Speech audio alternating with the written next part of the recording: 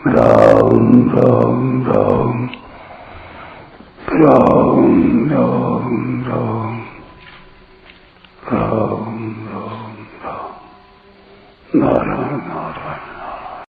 इसका समाधान यह है कि ब्राह्मणों ने कहीं भी अपने ब्राह्मण धर्म के लिए ऐसा नहीं लिखा कि ब्राह्मण सर्वोपरि है, इसलिए उनको बड़े आराम से रहना चाहिए, धन संपत्ति से युक्त होकर मौज करनी चाहिए।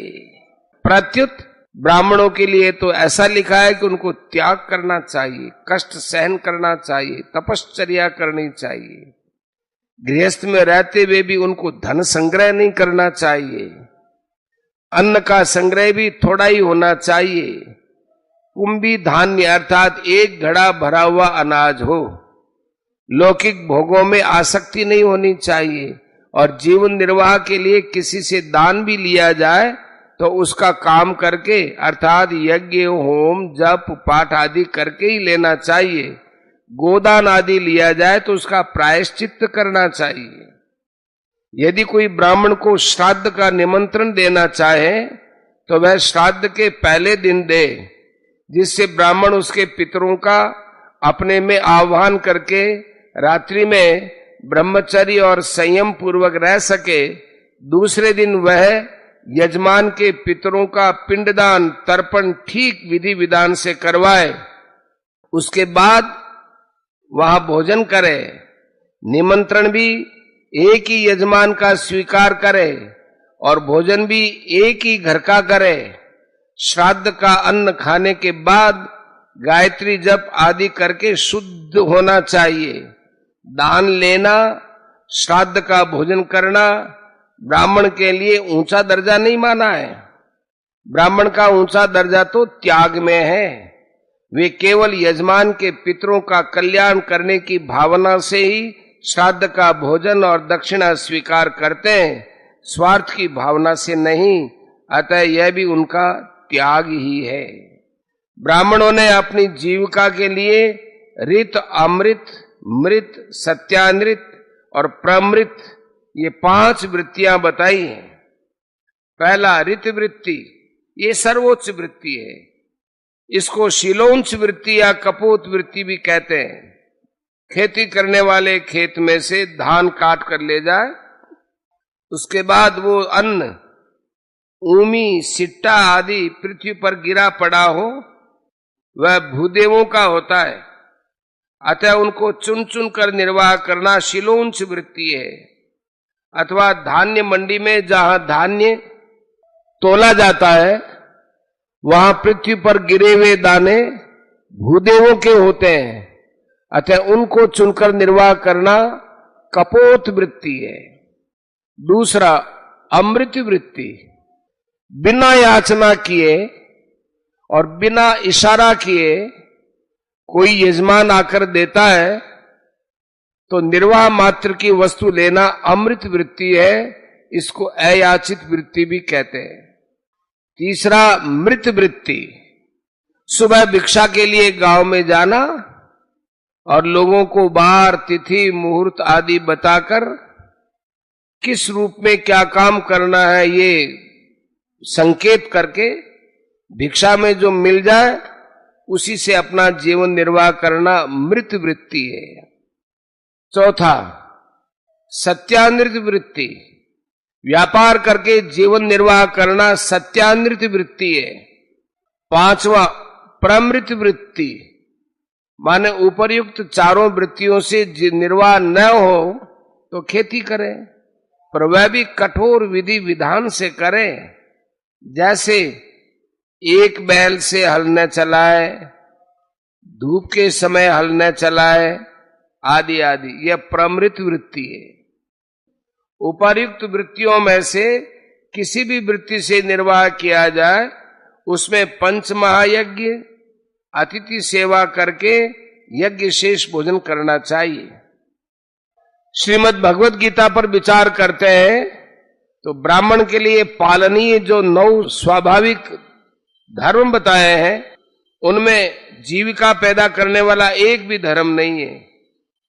क्षत्रिय के लिए 7 स्वाभाविक धर्म बताए, उनमें युद्ध करना और शासन करना, ये दो धर्म कुछ जीविका पैदा करने वाले हैं। वैश्य के लिए 3 धर्म बताए, खेती, गोरक्षा और व्यापार। ये तीनों ही जीविका पैदा करने वाले हैं।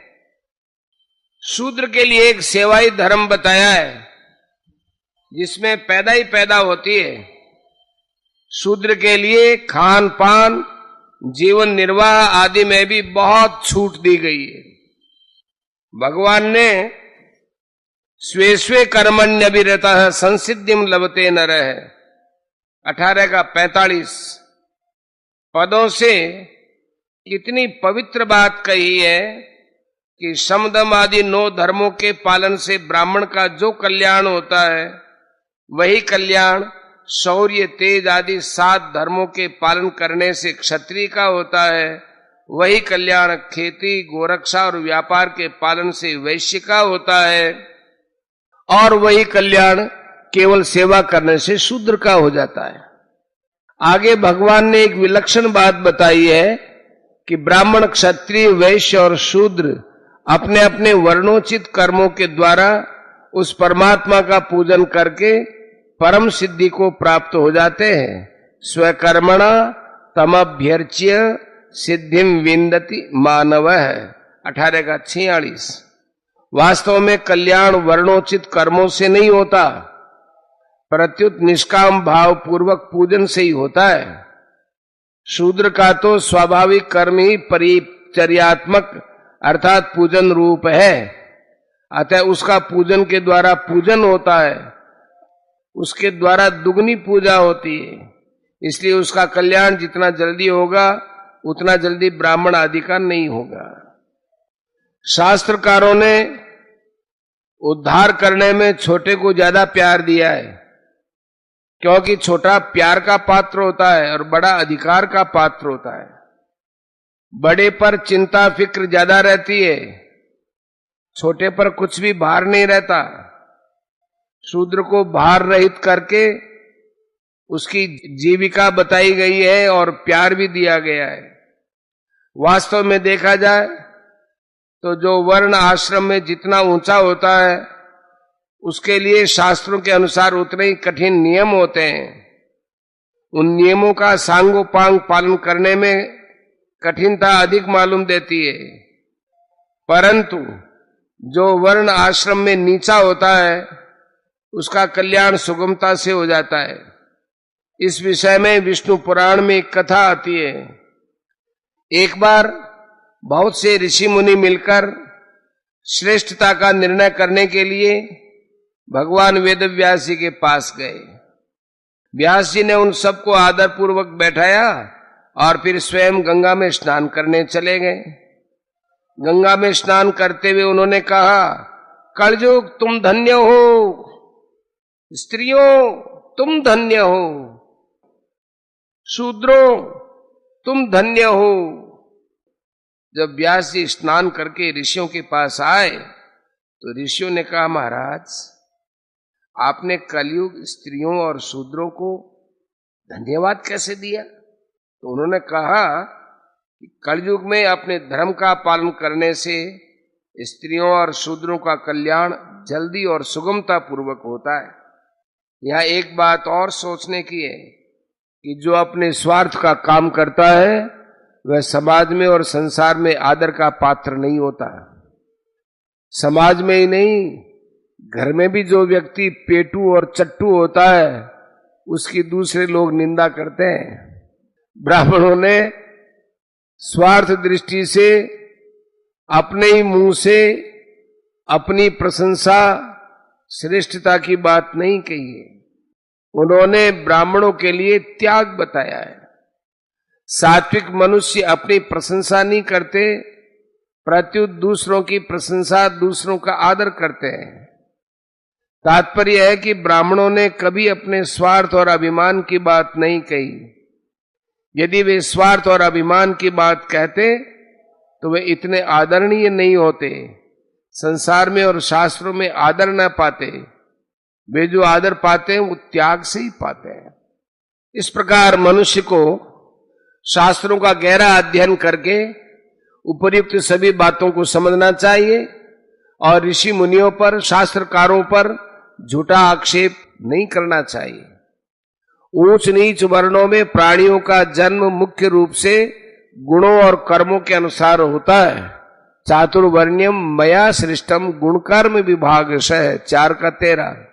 परंतु ऋणानुबंध, शाप, वरदान, संग आदि किसी कारण विशेष से भी ऊंच नीच वर्णों में जन्म हो जाता है। उन वर्णों में जन्म होने पर भी वे अपने पूर्व स्वभाव के अनुसार ही आचरण करते हैं।